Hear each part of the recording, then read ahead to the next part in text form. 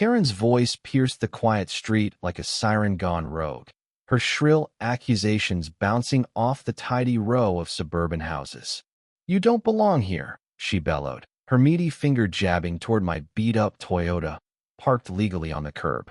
She was the kind of woman who made you wince just by existing overweight, overdressed in a garish floral muumuu, and oozing with the kind of self-righteous entitlement that could choke a room.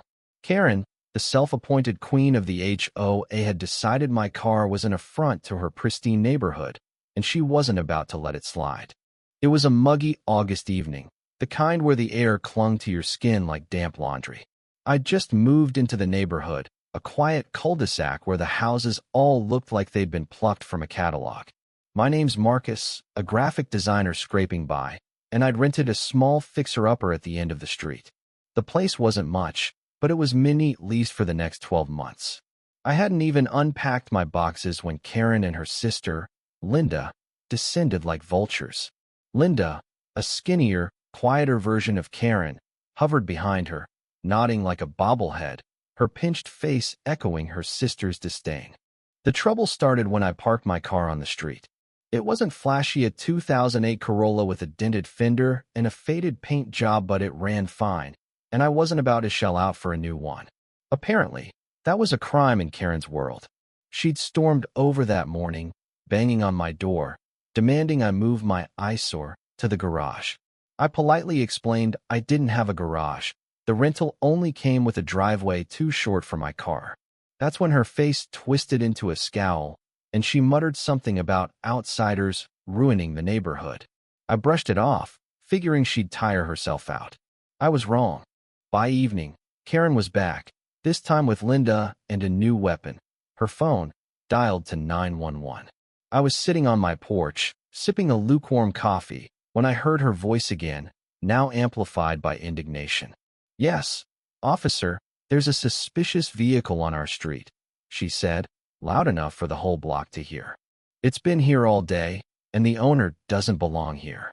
I think it's stolen or abandoned." I nearly choked on my coffee. Stolen? Abandoned? My car was parked legally, with valid plates and registration.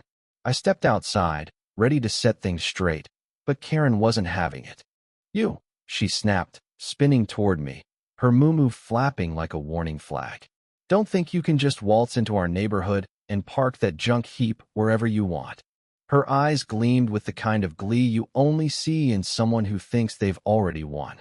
Linda chimed in, her voice nasally and sharp. "We have standards here, you know. People like you don't respect that. The people like you do not jab at my secondhand clothes, my unpolished vibe, maybe even the fact that I was the only black guy on the block." I clenched my fists but kept my voice steady. "It's my car, it's legal, and I live here. What's the problem?" The problem, it turned out, was Karen's ego. She'd been the HOA president for years, ruling the neighborhood like a petty dictator. She'd fined people for unapproved mailboxes, harassed families over lawn ornaments, and once tried to ban a kid's lemonade stand for lowering property values. My car was just her latest crusade, a symbol of everything she thought didn't belong.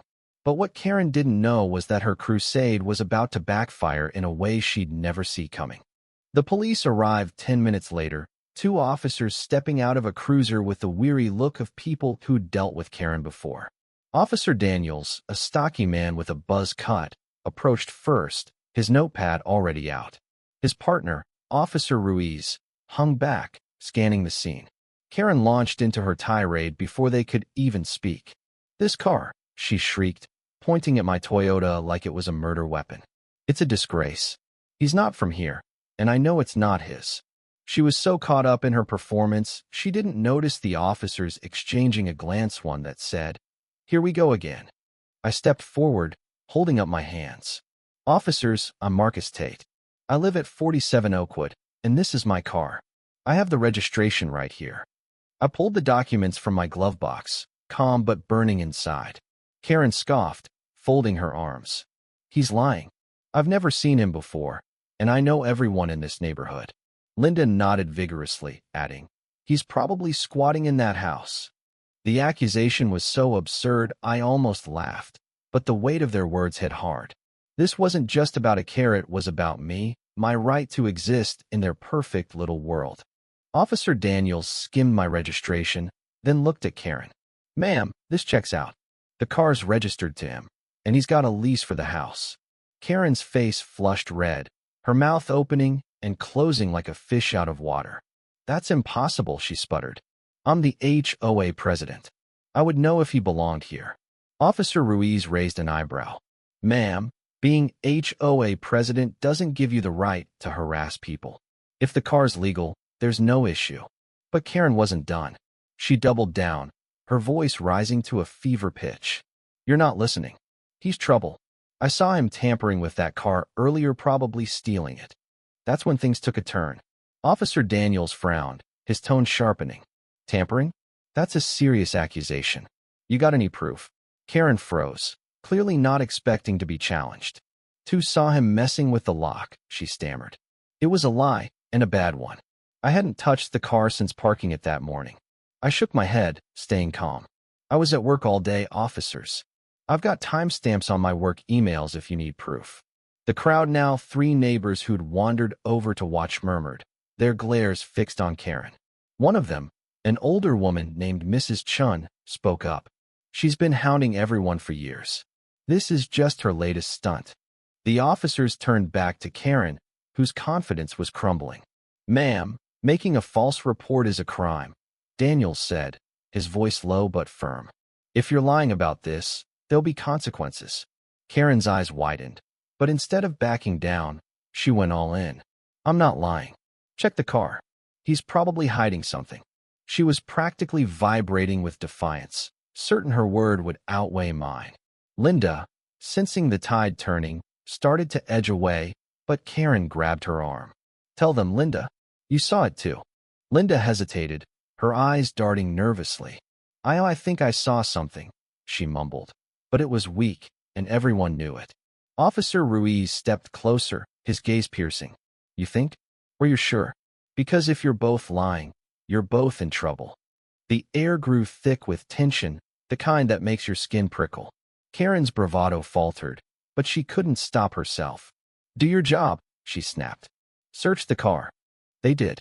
Officer Daniels checked every inch of my Toyota trunk, seats, glove box while Karen watched, smirking, certain they'd find something to vindicate her.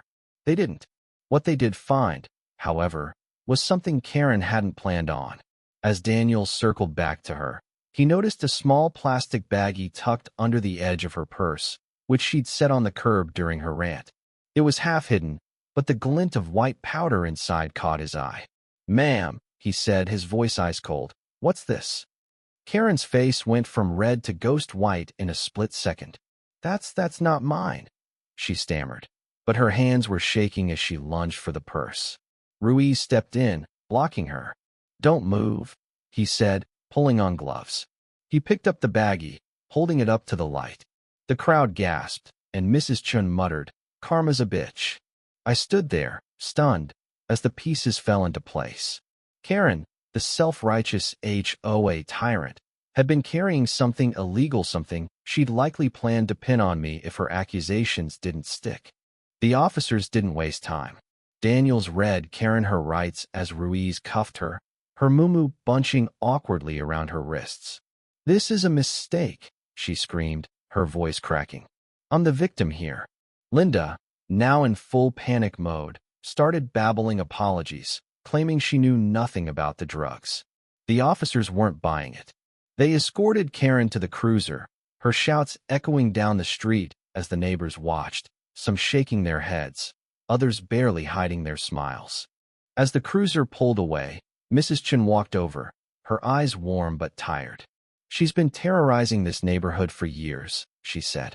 You did us all a favor just by existing. I laughed, the tension finally breaking. The truth was, I hadn't done anything special, I'd just refused to let Karen's hatred define me.